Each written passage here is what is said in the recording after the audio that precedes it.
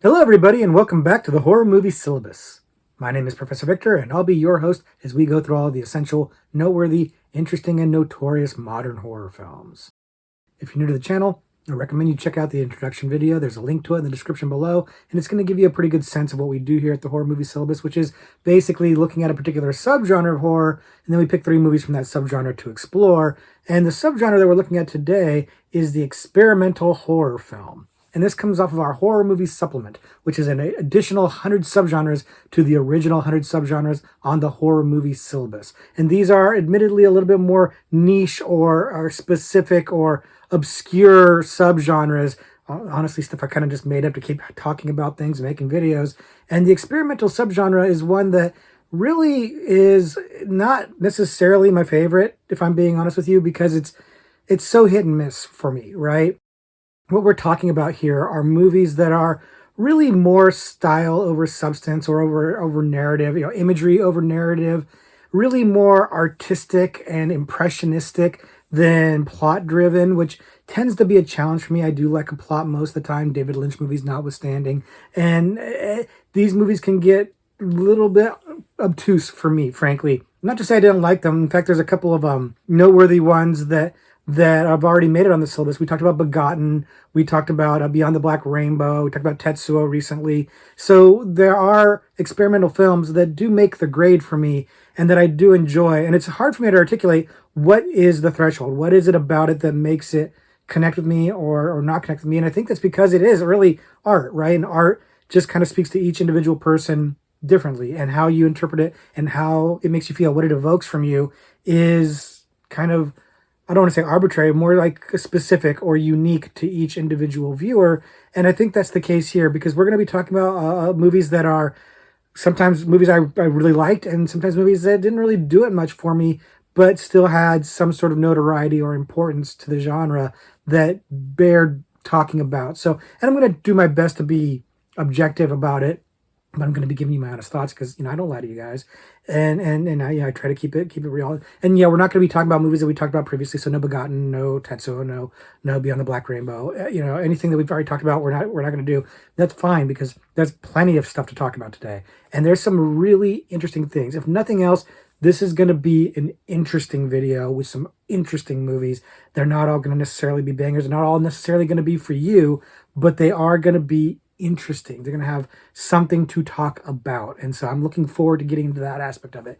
We're going to go ahead and organize them like we normally do here on the channel. We're going to do undergraduate, graduate, postgraduate levels, and we're going to go in the order of how notorious they are, like their reputation in the horror genre and amongst the horror community, like how much of a reputation they have. So we're going to go more notorious as we go on.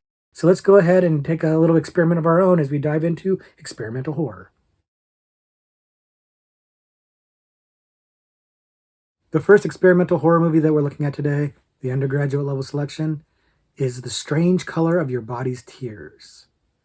And The Strange Color of Your Body's Tears came out in 2013 and was directed by a husband and wife duo, Helene Katat and Bruno Forzani. And hopefully I'm pronouncing those names right, but I have a feeling I might not be. And they're not necessarily the biggest or most well-known directing team, but they did do a movie that came out not too long ago called Aimer, which I haven't seen, but I am familiar with it. I have heard of it.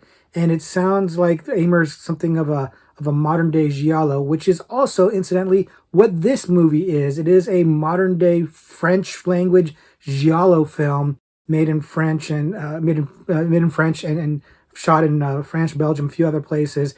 And it's an interesting one for a number of reasons that we're about to get into right now. First, if you haven't seen it before, the movie is an odd plot of about a man who comes home to his apartment building and his wife is missing from their apartment, but otherwise there doesn't seem to be anything wrong with the apartment. It doesn't seem to be any obvious struggle or anything like that. So he starts trying to figure out what happened to his wife. He, of course, reports it to the police, but he starts asking all of his neighbors in the building if they've seen anything, and he keeps getting pulled into all these strange shenanigans and other strange things going on with his neighbors. And of course, there's a killer on the loose that may or may not be involved, and a lot of weird stuff happens. And we're stopping there to not spoil it for you, although, and you're going to hear me say this a lot, kind of hard to spoil this movie because the plot is strange. It's convoluted at best. It's in some ways kind of a basic plot, man looking for his missing daughter, maybe she's been murdered, and then it just kind of gets weird. And part of why it gets weird, well, part of it's because it is a giallo. And giallo movies tend to be a little bit weird plot-wise. Sometimes it's a little incomprehensible, but this is next level. This is something more. We'll dig into that a little bit more in a bit, but it's also because the way this movie is made is very much an art project. It's very much, I don't want to say student film because that seems reductive, but it kind of has that sensibility of like it's trying a lot of interesting stuff visually, and for me at least, it's working. Now, again, it's a modern day giallo, right? So it's doing a lot of the giallo tropes. It's super duper stylish, right? It's very sexy. It's got a lot of sexy, lurid sexiness in it. It's got the colors that you expect from a giallo, the really great color theory going on, and the color palette is just exquisite in this movie. Got some really interesting camera angles. It even uses things like split screen and stuff like that. Really strong, intense close-ups. It's got the masked killer with the leather gloves and the coat. It's doing the giallo tropes really well. Like almost to a parody level, but not really a parody. And it works for me masterfully. As a fan of giallo movies, I think you're going to really enjoy that aspect of it. That I did. I enjoyed that aspect of it. And if you are, you're going to enjoy that aspect of it too, because they clearly love giallo and they are giving a love letter to it. But the technical aspect of this movie is where it really shines. Again, the use of color and sound, the sound design in this movie is fantastic. It really is. These close-ups, these strange angles, everything is just really working for me visually for a giallo. Where it becomes a challenge is the plot, because the plot shifts and it jumps. Like there's literally scenes that jump to other scenes that are just randomly inserted, it seems. It seems like the editor had no idea what was going on, just dropped scenes randomly in there. Except that you kind of get the sense or the feeling that it's intentional and that it's trying to say something or evoke something, which again is something we're going to talk about a lot in these movies, is trying to evoke a certain feeling or mood or vibe or emotion from the viewer. And it feels like this movie's trying to do this. I don't know that it's terribly successful at doing this, if I'm being honest with you. There is a lot of issue that people had with the narrative. People found it to be too arty, really confusing. And it is. It's confusing. Like, even compared to the normal giallo, which can be a little confusing, this is really confusing. And again, it's because it feels like the narrative jumps around. It feels like things don't necessarily make sense. You keep getting introduced to characters only to have them drop, and then sometimes they reappear and sometimes they don't. And the mystery is just so convoluted, and you keep getting information that may or may not have anything to do with the mystery, and you're given these premises that are just so strange, and at some point you just really can't quite follow what's going on anymore. And I think this is the crux for this movie. Either you're going to keep rolling with it because it's so darn pretty, or you're going to throw your hands up in the air in frustration because you just don't understand what's going on. And I was in the former for sure. I love it. I think it's gorgeous. I think this movie, with its shots and the composition of those shots and the patterns that they managed to work in the movie, like the patterns on the walls and in the windows and stuff like that, the location they found for this building that they found, and I don't know how, maybe some of it's a set, probably is, but some of it's, if it's a set, it's a really good set, because I know it's a low budget movie, so I think they found a really cool space. It's really great. It really has a personality all its own, and it just screams giallo, screams like Suspiria, and there's definitely an Argento influence in this movie, and I love that. So I'm down for the visuals, and I kind of knew before even watching the movie the first time that it wasn't going to be the most clear narrative movie, because I knew what it was. I knew it was an experimental film. I knew it was very arty. I knew that it was all imagery and style over substance, and it is. It really is.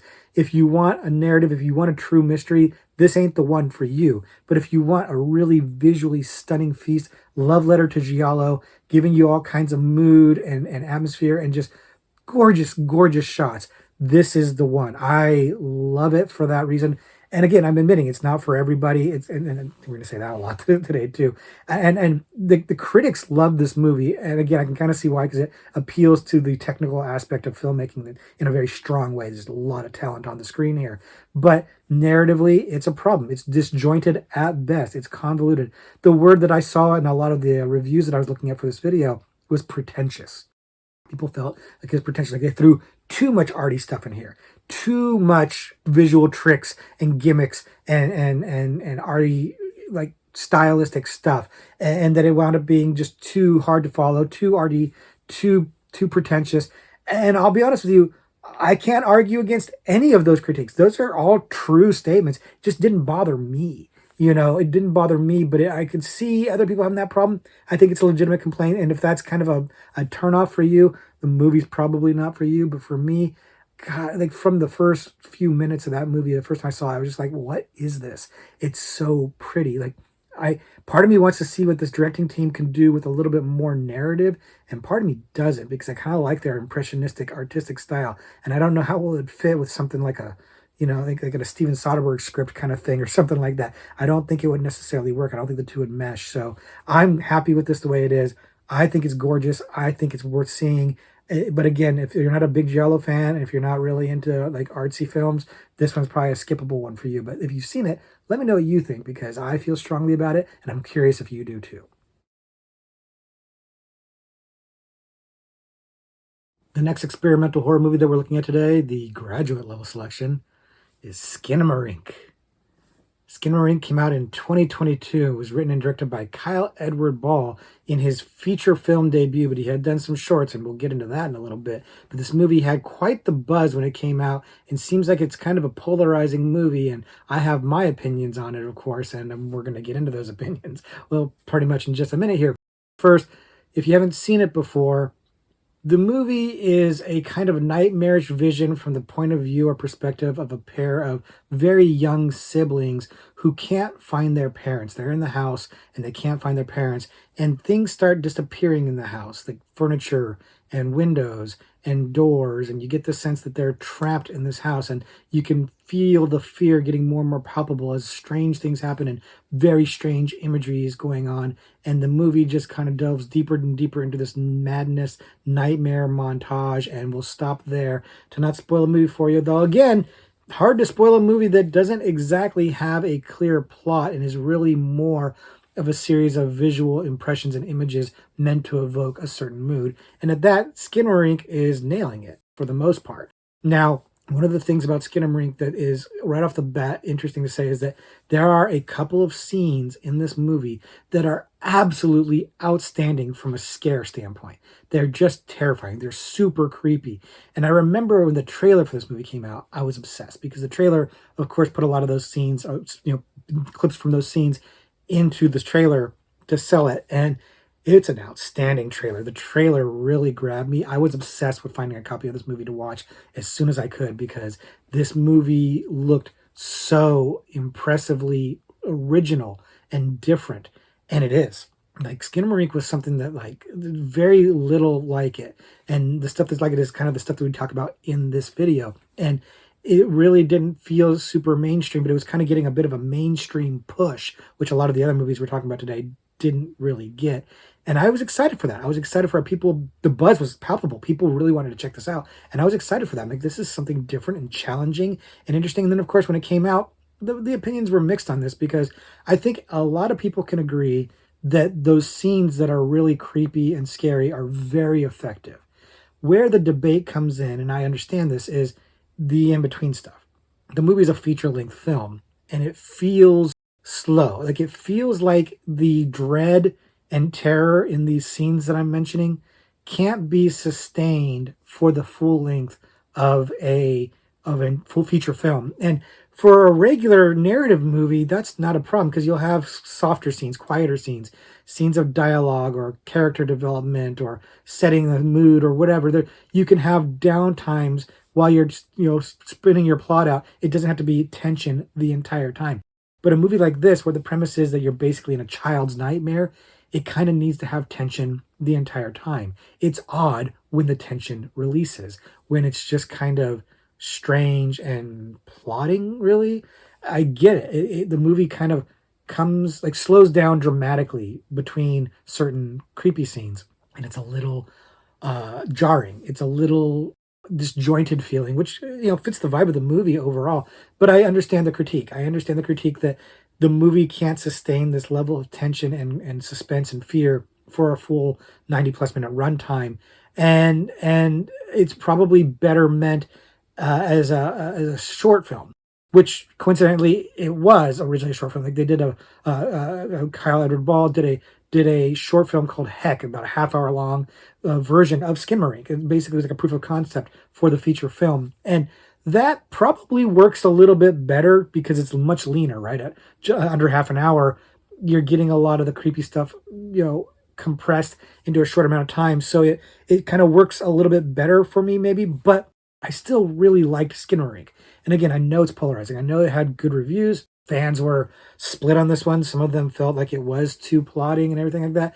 I felt like the use of sound and creepy images and the weird camera work with the grainy look to it, it all really evoked nightmare extremely well. And I know that this whole thing was like crowdfunded and made with money, and that was little bit of money that was kind of coming from fans and coming from sources that are there, and I like that. I like that homemade aspect to it. It does feel like it's somebody's art project, and I want to give it credit for that. I give it a little bit of a little bit of a break or a mulligan on the whole feature length film thing, because it's it's an experiment. It's an effort to do something really artistic and interesting. And I don't think it necessarily knocks it out of the park because, again, it feels a little long sometimes.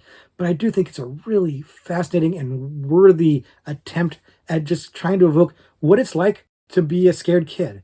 And, people would tell you to watch this movie in the dark, maybe with headphones, even just like immerse yourself into the sound and the imagery of it, which is what I did.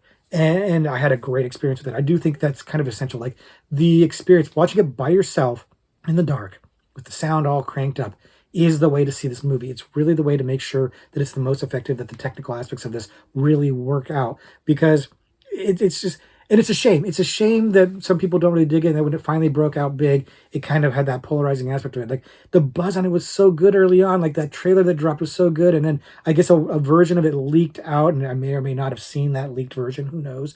But the word of mouth on that leaked version was so good. And I think, and here's me, I'm Gen X, right? So I'm a little older. And I think it really appeals to Gen Z because it kind of has like that creepy pasta feel to it. There's kind of viral videos of creepy images and stuff like that the Gen Z seems to really dig. I kind of dig those too, actually. But again, a little too long to sustain all of that. So I understand why it's so polarizing. I understand why, even though critics like so much, the fans don't get into so much. But overall, I'd say I like it. I don't necessarily love it, but I really liked it. I think that the good outweighs the bad. I think that these scenes, when they are super tense and creepy, are really effective. And I don't think that the stuff that happens between is too plotting or too drags on too long to take me out of it. So for me, it really works as a creepy art project film. It really evokes that fear and dread out of me that they were trying to do. So I think it's very successful, but I'm guessing some of you probably don't. And if we want to talk about it in the comments, we can. I'm curious to hear other opinions on it, but I think Skinamarink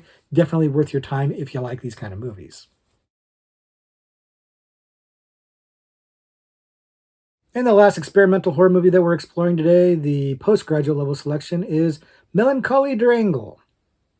Melancholy der Engel, also known as The Angel's Melancholy, came out in 2009 and was directed by someone named Marion Dora, although apparently that name is an alias, an anonymous name. It's actually, nobody knows who the director was, apparently, if my research was correct on this, which is an interesting side note to this movie, that the person didn't even want to put their name on it. And when you see what's in the movie, you can maybe understand why that would be the case, because there's a lot of really disturbing things in there, and it's notorious for a reason, y'all, and we're going to get into that in just a second.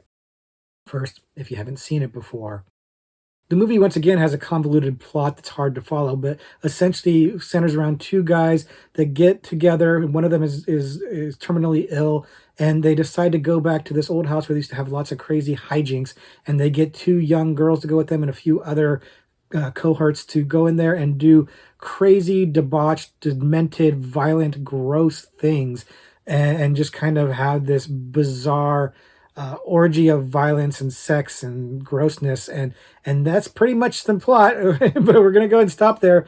I couldn't really spoil this movie if I tried, and other than to tell you the specific things that are in it, and we are going to go into some of the specifics. So there's that. But the movie is not a favorite of mine. Let me just get this out of the way because a lot of you have asked about this movie throughout the years that I've been doing the channel. Like a lot of people have mentioned this movie. Where is this movie? And I was a little reluctant to cover it, not because of the subject matter, although we'll get into that in a little bit, but more because of my experience with it. So let me explain. When I first heard about this movie, which like a decade or so ago, I was kind of obsessed with wanting to see it. I do love extreme horror stuff. I have this desire to see the really messed up stuff, and this one was notorious for the messed up stuff in it. So I was obsessed with trying to find a copy, but I couldn't find a copy, and I just couldn't get my hands on it for a long time. And it was like a holy grail type thing for me. I really wanted to check it out, and then one day I found out that YouTube has like a adults only like restricted area that I did not know about, and this movie was just on YouTube, just there to watch. I don't know if it's still on YouTube. I don't think it actually is. But at the time, I was able to see this on YouTube, and I was blown away. It was the middle of the night. I was like, what? I finally found this movie, sat down, watched it immediately, and I didn't love it. And that's the thing, is like, I was bored. I was bored because there's long stretches where it's really dull, and it's super long. It's 2.5 hours long, guys. It's 2.5 hours long. So if you're a fan of really extreme or grotesque horror, this movie's gonna have a lot in it for you, but it's spread out over 2.5 hours. So is it more like intense or gruesome than, say, Serbian film or August Underground or something like that? Yeah, because it's more explicit, right? It shows more of the stuff. Those other movies kind of hint a little bit more. This actually shows it pretty well. But it's, again, there's so much in between. And I understand a lot of those movies, you don't really care that much about the plot, but I kind of do. And so like those other movies, I'd rather watch this one because A, I can actually follow what's going on, and B, they're not so long. They're usually like a lean 90 minutes, well, definitely under 2 hours. They're not 2 hours and 30 minutes long. Like, it's just so long. And I was shocked because I had such high expectations for this movie. I'd built it up so much in my head that when I saw it, I was disappointed.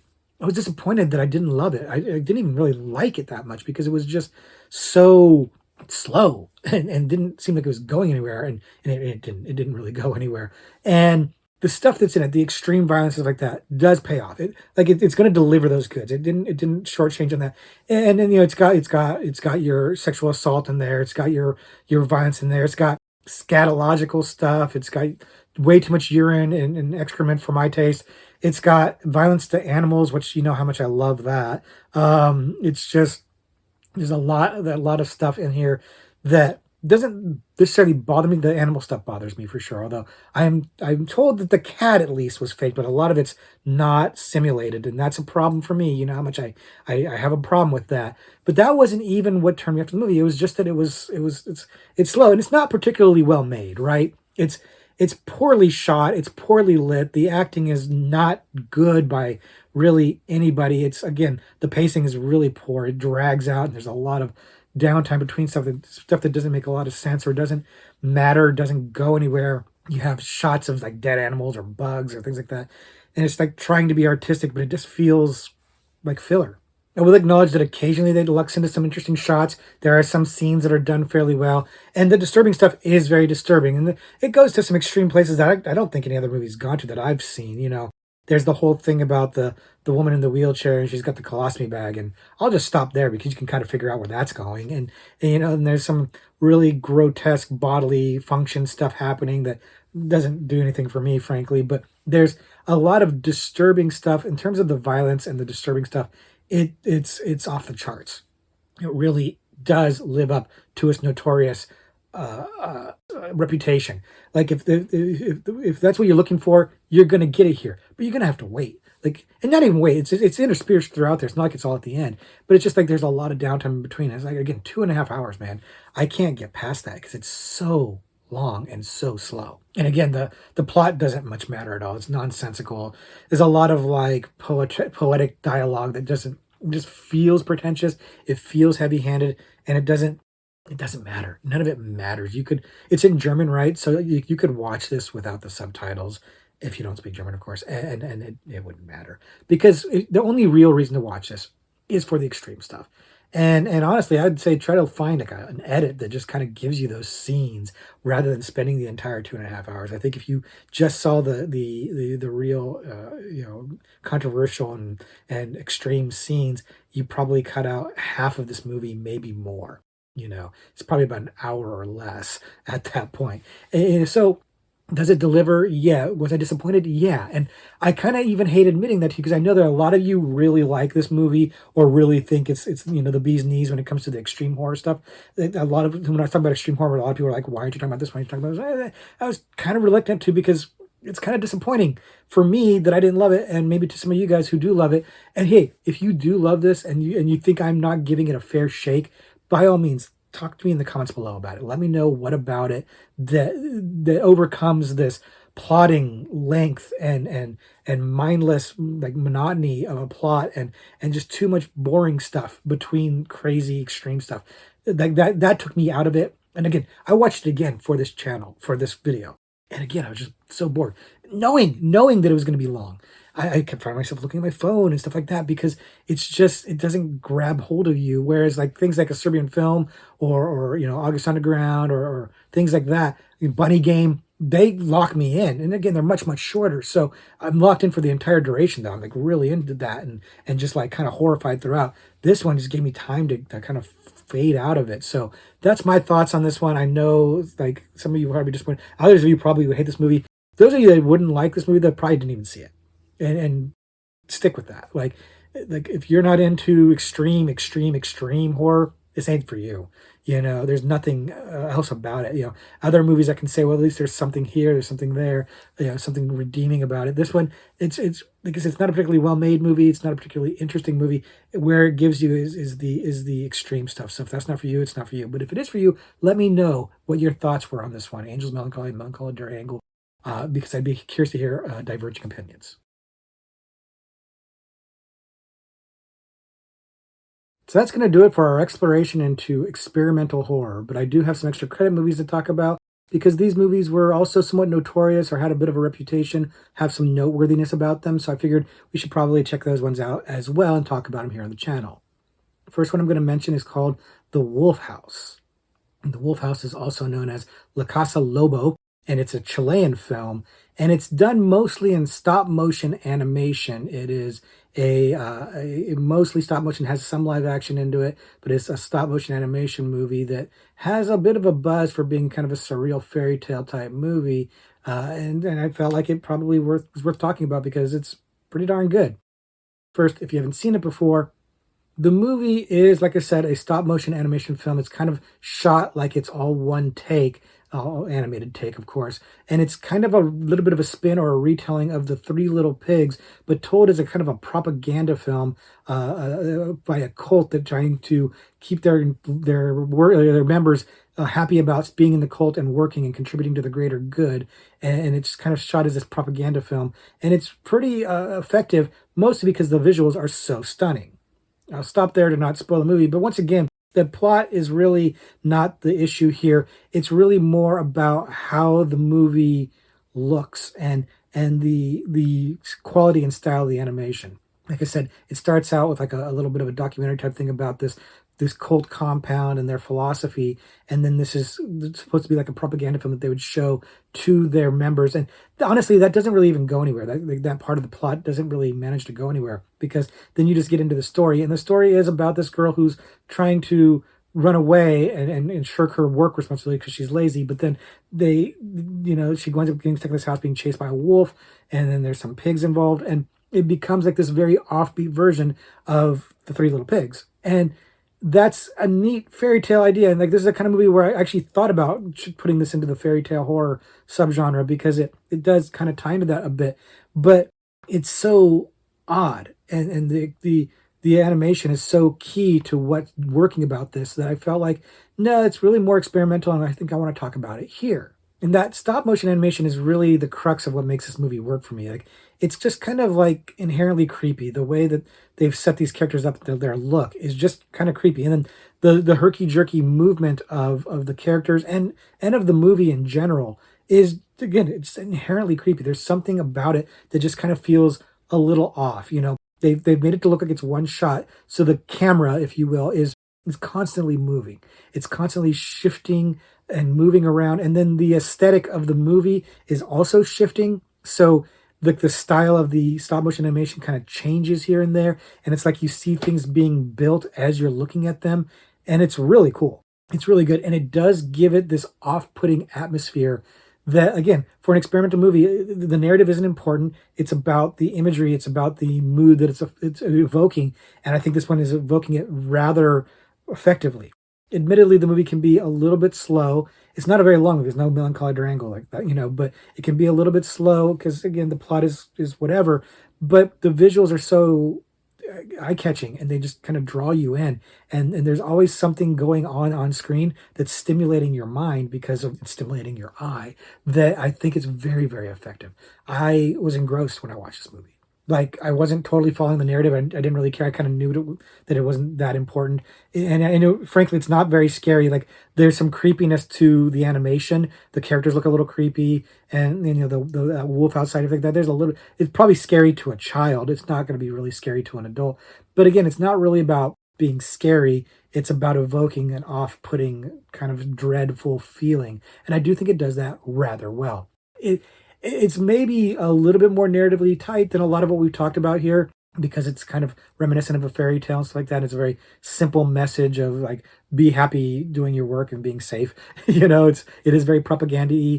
But what that social message they're trying to accomplish in there is a little bit lost on me in terms of, like, the meaning of this art. I couldn't really tell you. I can tell you, however, that I think it's done extremely well. I understand why it's got some positive buzz, why people think it's really cool and interesting, why it's got a bit of a cult following, because it does have a really cool aesthetic. It's using that stop motion animation to its advantage. It's telling a story that feels very familiar and yet also at the same time very fresh. And again, it's giving that feeling of dread, that feeling of just something's a little bit off, a little bit not right, in a way that I found to be very pleasing. I'm guessing maybe a lot of you haven't seen this one, but if you have, please let me know in the comments if you think it is effective as I think it is, or if you've got any issues with it. And of course, let me know in the comments what the issues are. But if you haven't seen it, I would say check out Wolf House. It's really, really good. And the next extra credit movie we're looking at is 964 Pinocchio. 964 Pinocchio came out in 1991 and is a Japanese film directed by Shozen Fukui. I'm not sure I'm pronouncing that name right, of course. And he's known for being like kind of a cyberpunk expert. That's kind of his thing. And that shows in this movie to some degree. Like, it really is kind of a weird cyberpunk movie. And it's got its influences that it's wearing kind of on its sleeve. And that kind of makes it, I think, part of why it's so notorious or popular or has this cult following to it. But other than that, there's a lot going on in this movie that I don't know that it all works for me. Let's put it that way. But let's go ahead and dive in. If you haven't seen it before, the movie involves a company that creates these brain-altered sex slaves that they rent out or sell to customers.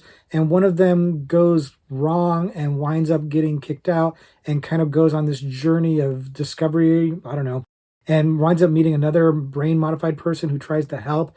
And all kinds of strange things happen and violence happens and hijinks abound. And it's a bunch of crazy montage of weird imagery. And I'm stopping because I don't exactly even know what this movie's about. It's kind of hard to explain. Even when I read a plot synopsis, it's hard to explain what exactly is happening in this movie, where it's going. I read a plot synopsis, and I'm like, I didn't even really get that from watching the movie. But it's just strictly, but once again, it doesn't matter because what you're here for is the visuals, is the storytelling visually, the medium of the art of film. And it's doing that kind of gangbusters. Like, again, doing the research on this movie for the video, you find out that it has got this cyberpunk thing going on. And sure, I'm not an expert on cyberpunk, but I know enough to see that in it, sure. And I know that, it's influenced by Blade Runner. I kind of see that too. There's a lot of comparisons to Tetsuo, the Iron Man, which definitely picked up on that. And that's the thing, like, kind of like Tetsuo, it's got some crazy visuals, crazy editing. Story is kind of incomprehensible, and you just kind of have to roll with that.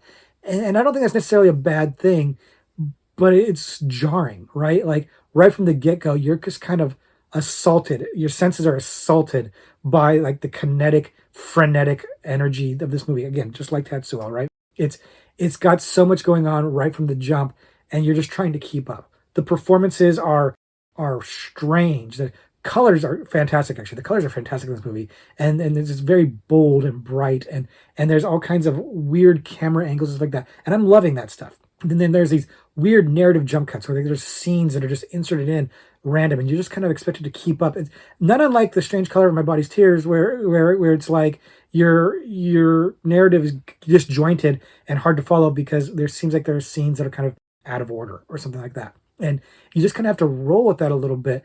And there's of course a lot of shocking, grotesque stuff. There's bodily fluid stuff. There's a lot of like softcore porn type scenes because again they're sex slaves, right? So there's some of that stuff that's shown in the movie, and that can be a little bit strange and off-putting, and it's just kind of an insane or wild sense of visuals. Like it's just like you're just inundated with strange visuals and like crazy stuff, and it just doesn't really ever stop. Again, like Tetsuo, like the Tetsuo comparison makes a lot of sense, and I kind of feel the same way about this that I do with Tetsuo. It's like it's a bit much, right? It's just it's a little exhausting. Like the performance of the lead actor is a little bit exhausting. It's so big and so like the friend that he makes, the woman that also has brain modification and is kind of making, she's making maps and stuff like that. She's actually really interesting, and I actually think I would have preferred the movie following her more because she was frankly a little more chill, right? And the movie kind of slowed down a little bit when she was on the screen, and it wasn't quite so frenetic and chaotic. It's a little bit much for me. Like it's you really, I think, have to be in the right mood for it or just really love these kind of movies. And I don't, to be honest with you. So for me, it feels, it's a bit of a chore to watch because it's just like, you feel like you're keeping up. You feel like you're just, it feels like it takes a lot out of you. Like after the movie's done, you feel tired. You feel a little bit exhausted, a little bit spent.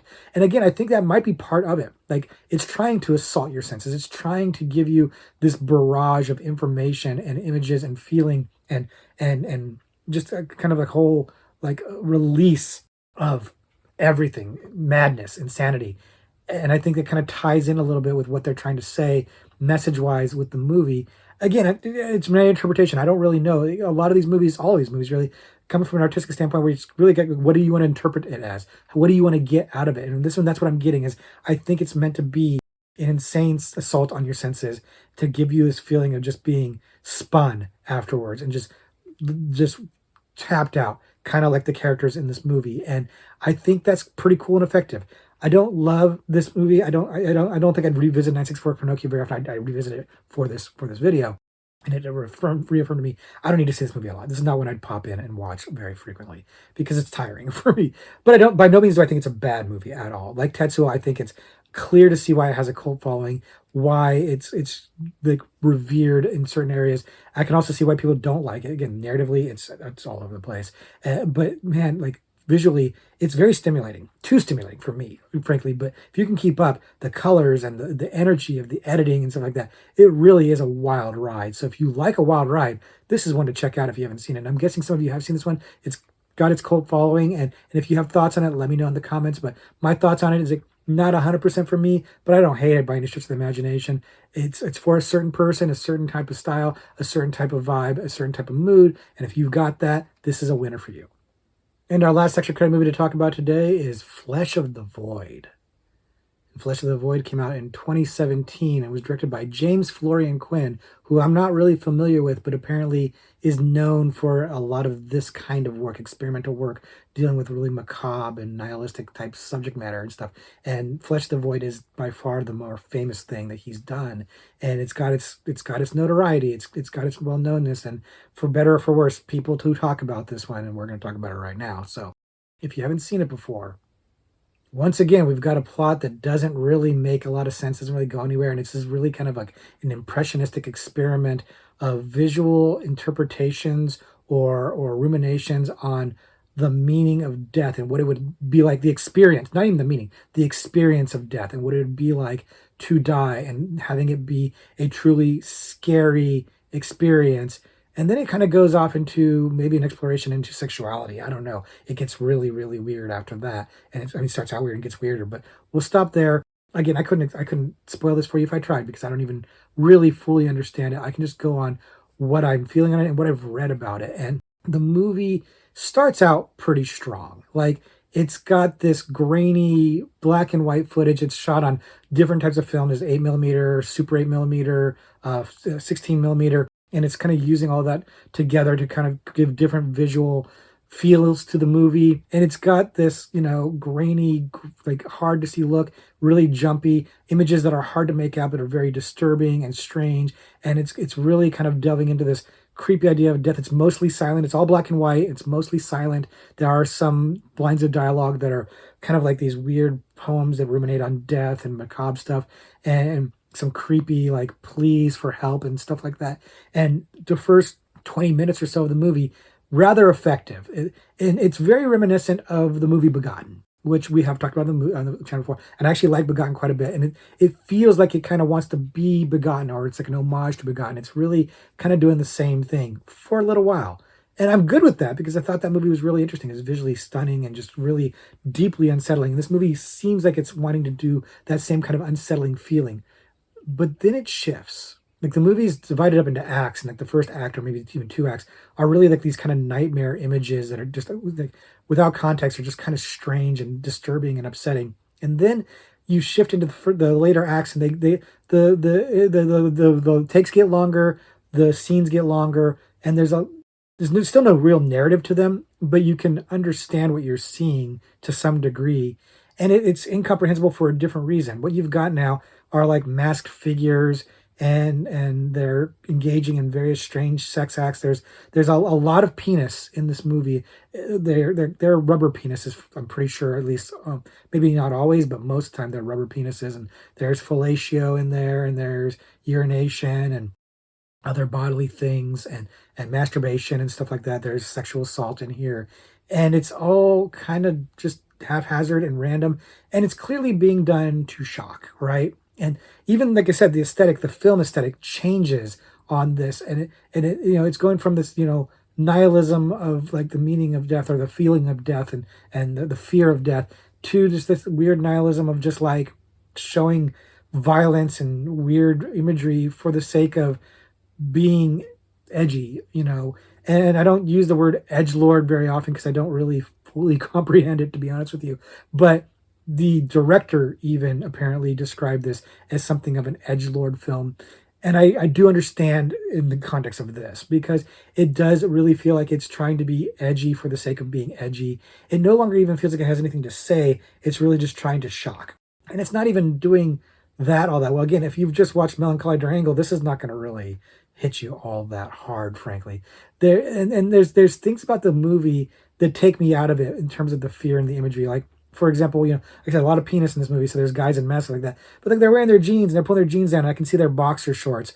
And it's hard to be scary when I see your boxer shorts. Like, you know what I mean? It's not creepy. It's just kind of weird. And I looked at the reviews of this, and the reviews are not great on this movie. There's not a lot. It's hard to find information about this movie, to be honest with you. But like, what you can find about it is not super helpful in terms of explaining it, because I don't think anybody really understands it. But a lot of people made the comment that it does feel like there's some sort of weird exploration of sexuality, homosexuality specifically. Like, okay, like if you want to be homosexual, just be homosexual, right? It feels like you're trying to show gay sex as taboo or scary. And this is, 2017 this movie comes out.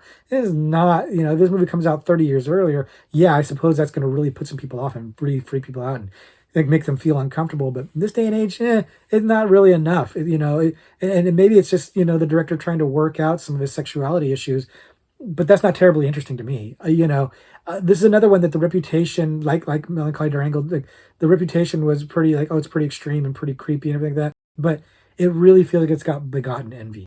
Begotten really works for me. It really unsettles me. And the first act or two of this movie, it really worked for me as well. But then it shifted. Like, the movie peaked early for me. It peaked really early for me.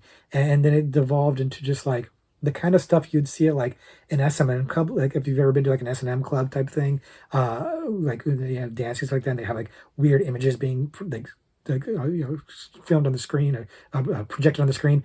They should show this movie. This movie would be like at home in a scene like that, like a scenario like that. That's what this feels like to me.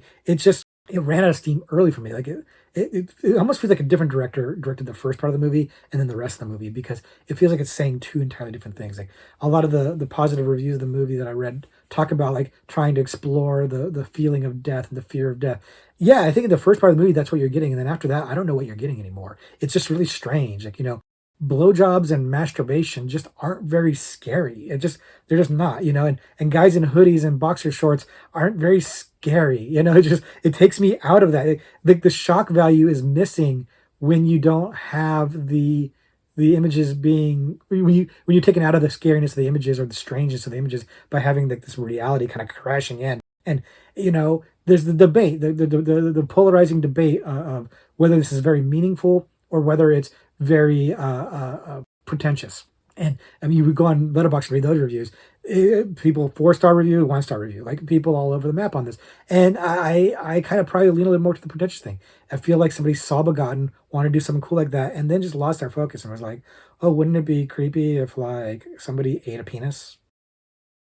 I mean, it looks like a rubber penis. It looks like they're eating a dildo. So no, it's not very creepy. Let's avoid another one that I don't particularly love, but it does have its reputation. And I think part of the reputation comes from this unevenness and this polarizing aspect of people either really think it's great and effective, or people are really not feeling it. And I'm kind of the one who doesn't really feel it, but I wanted to let you guys know about it in case you hadn't heard of it. Not for everybody.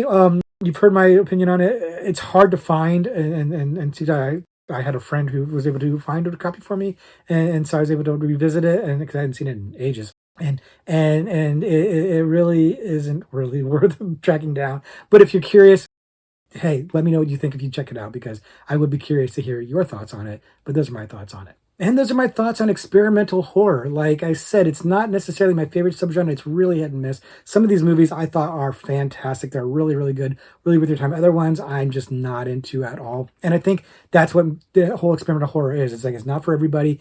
Everybody's going to come to it and bring their own thing to it and see it in their own way. And that's art. That's art for you. That's any type of art. So they are some of the most artistic of horror movies. And if you love movies that I didn't like in this, good for you. And I want to hear what you have to say about them. Conversely, if you hated movies that I like to hear, good for me, I guess. And we all have different opinions. And that's kind of where these movies live, like in the difference in the interpretation of the viewer.